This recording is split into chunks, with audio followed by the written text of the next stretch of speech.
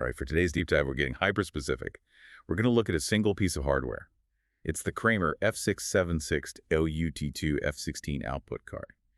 And our mission is to figure out how engineers use something like this to send perfect 4K video over absolutely massive distances. Right. And it's important to know this card fits inside a bigger modular system, but on its own, it's basically a really brilliant translator. Translator. Yeah, it takes an electrical HDMI signal, which is, really fragile over distance, and it turns it into pulses of light. The whole goal is just to break the limits of traditional copper cables. Okay, so let's set the stage here. We're talking about a serious video signal. It's 4K, specifically 4096 by 2160 resolution at 60 frames a second. That's a bandwidth of 10.2 gigabits per second. A huge amount of data. And normally, sending that much data over any real distance means, well, it just degrades. You lose the signal. So how does this card get what they call ultra reach? It really comes down to the highway you send it on. The card uses these little pluggable modules, SFP plus transceivers. So they're swappable. Exactly. You can pop in one that's designed for multi-mode fiber or one for single-mode fiber, and that choice makes all the difference. Okay, let's compare those then. If you're using multi-mode fiber, which you might find in, say, an older building, what's your limit? With multi-mode, you can get up to 3 kilometers, so about 1.8 miles, which is, pretty good. Respectable, yeah, but not exactly revolutionary. Right. But then if you connect it to single-mode fiber, the game completely changes. And what does that get you?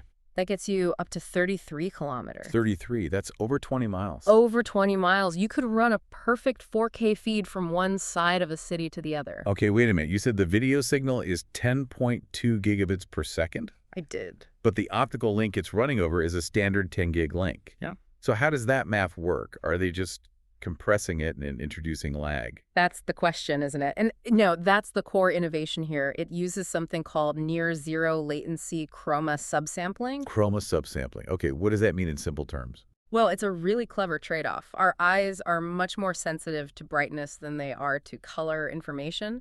So the technology keeps all the brightness data, the luminance, but it slightly reduces the amount of color data it sends. I see. So it's making the data packet a little bit smaller to fit down the pipe, but in a way that our eyes probably won't even notice. Precisely. It's an invisible compromise that lets the signal travel that incredible distance without any perceptible loss in quality.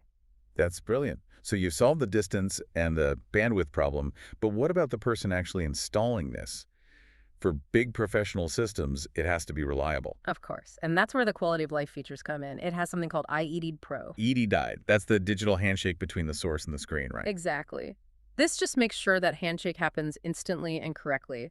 No more blank screens or wrong resolutions. It just works. And I see it has bidirectional RS-232, so if my screen is 20 miles away, I can still control it from the server room.